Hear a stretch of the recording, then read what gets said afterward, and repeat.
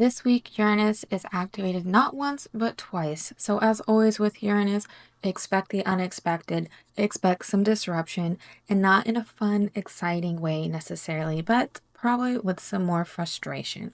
I'm sorry.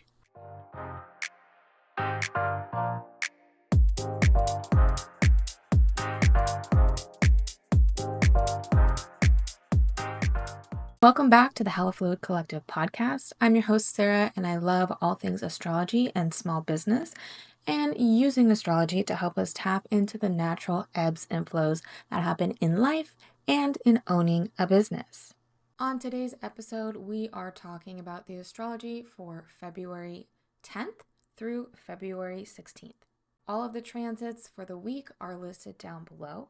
And if you want daily reminders of these transits happening, make sure you head over to my Instagram where I post these in little 3-bullet forms to my stories. Quick reminder, on top of astrology readings, I also offer small business support. So if you are looking for someone who's a little bit spiritual, but is also very organized to help you with your business, I'm your girl. I love to help project manage. I can do digital organizing. I can help you create routines and workflows, anything to systemize your work. That is my specialty and I love it. You can find more information in the link below under small business support. My books are filling up rather quickly, so check that out and let's start a conversation. All right, let's get into the astrology of this week. There's not that much happening. There's only 4 transits, but they aren't all necessarily comfortable. In fact, they're all kind of uncomfortable, but it's okay. We don't need to be scared because we have a little bit of foresight right here that allow us to lean into the energy and figure out what the lessons are that we can learn from this kind of awkward energy. Again, don't need to be scared. Astrology isn't here to scare us. It's no reason to dig your head into the sand, but it just gives us a new perspective or framework to understand what's happening and why. The first transit of the week is Monday, February 10th, and that's Mercury forming a square to Uranus. Mercury rules our mind, our communication, our thoughts, our logic, how we process things. And Uranus is all about disrupting the status quo. It's about doing so in order to progress forward. It also rules our nervous system. So putting these two together, they are having a conversation of tension. Okay, it's not like fun, woohoo. They are in the same room and they are not getting along very well. They don't like what the other one is doing. So what this means is it can really have us feeling activated in our nervous system. Our thoughts could be rather spirally and getting us really worked up and anxious. Our anxiety on and around this day can really have an impact on the way we're able to communicate or think. So it may jumble our words, it may have us just be thinking about things over and over again and not being able to get a clear picture or a clear understanding of what's going on because we're so activated. It can also bring a sense of overstimulation, really just a lot going on in our mind. So it can also have our stress responses get triggered a lot more easier than they might on a different day. So what can we do? With this in mind, now that you're here, now that you're hearing this, this would be a good day to not skip out on a morning routine or morning practices that help ground you. Maybe it's meditation, maybe it's dancing, something where you can tap back into your body, get out of your mind, really tap into this present moment. If you have any grounding work that you may do or just any centering that can really bring you right here. Because oftentimes when we're in anxiety or in our mind, we're going somewhere else. We're future tripping, we're returning to the past. We're not right here, right now. And it's okay if we're spiraling. Obviously it doesn't feel very comfortable, but it does give us a moment to recognize what is it that sends us off into spirals. You could also look at where Mercury and Uranus are landing in your chart, and those can give you the 2 houses that these spirals or disruptions may be coming from. As for business owners, I would minimize your tasks on this day, or at least minimize what types of tasks you're doing. If you're somebody who, I don't know, does like 8 different types of tasks in one day, it takes a lot of mental energy to jump from task to task. So if you can try to more so like block schedule your tasks so that you're doing less task jumping, this could be helpful because it's really easy to get lost in the in-betweens with this energy. So if you could do some more mundane tasks, something where you're just kind of on repeat and it's easier to just kind of get through the day, I would suggest doing this. If not, then do what you can to break it down into simple tasks, like put the extra energy into it up front to mark out exactly what you have to do so your brain doesn't have as much opportunity to get lost while figuring it out. Does that make sense? Okay, the next day on Tuesday, February 11th, we have the sun forming a square to Uranus as well. So this takes it out of our mind and kind of more into what we're dealing with on a day-to-day basis in real life. So the sun is going to illuminate and give a lot of energy to whatever planet it's connecting with, which is Uranus. So with this, there could be a lot more unexpected events or situations that come up for you on and around this day.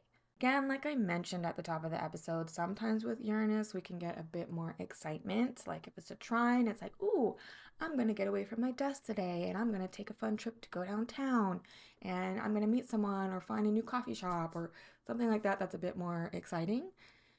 With the squares, it's generally not so exciting. It's usually a bit more frustrating. It's more annoying, and it's really gonna it could anyways, just throw your day in for a loop.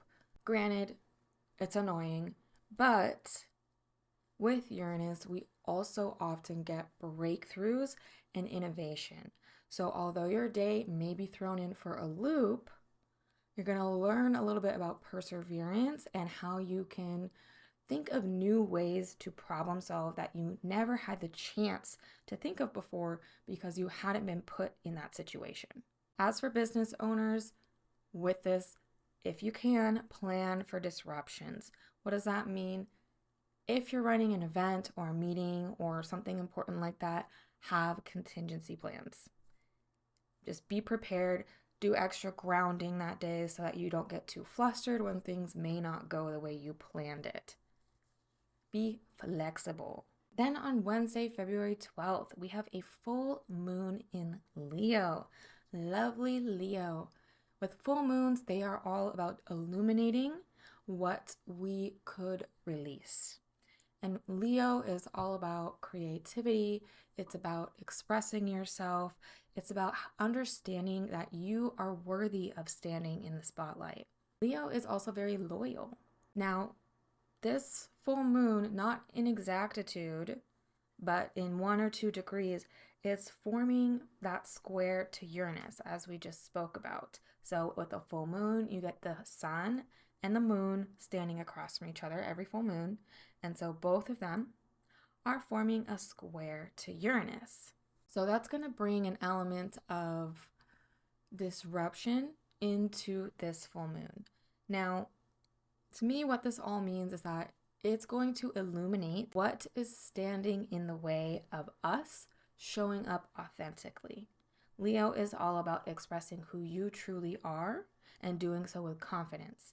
And so Uranus, also ruling freedom and liberation, is clashing with this full moon, and it's going to bring up some tension, and that tension is what's going to start some change, some necessary change. When we have more supportive transits, things are nice and easygoing, and so it doesn't really provoke change so much. So just because squares can be uncomfortable doesn't mean they're bad, and just because trines are easy doesn't mean they're good.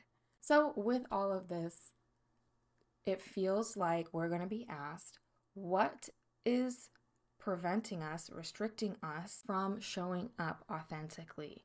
What are the things that we can do for ourselves to let go and liberate ourselves from maybe it's external validation or fear of how some other people are going to judge us? And this is a lifetime journey, so this just focus on what is illuminated during this full moon and see how you can work past that just even a little bit. As for business owners, I would use this energy to focus on how you can bring more of your personality into your business. Whether your brand is your name or not, your business is an extension of who you are, of your values.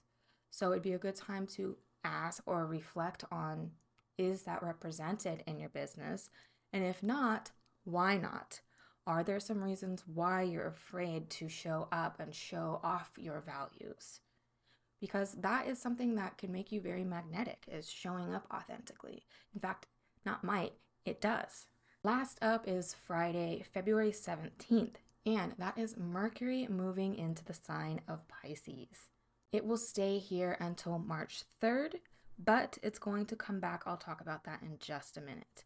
So Mercury doesn't really like being in Pisces. It is debilitated here, meaning it's not very strong. It can't express itself fully here, and it just feels a little bit awkward, right? As we mentioned, Mercury is the mind.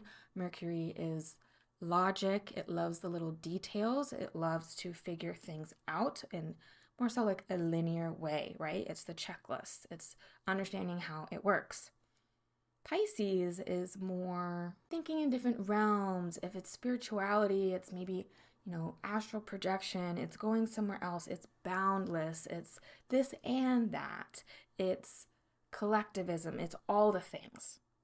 Noticing how everything is connected. It's very go with the flow. So when we get a planet that's debilitated, it's not necessarily a bad thing.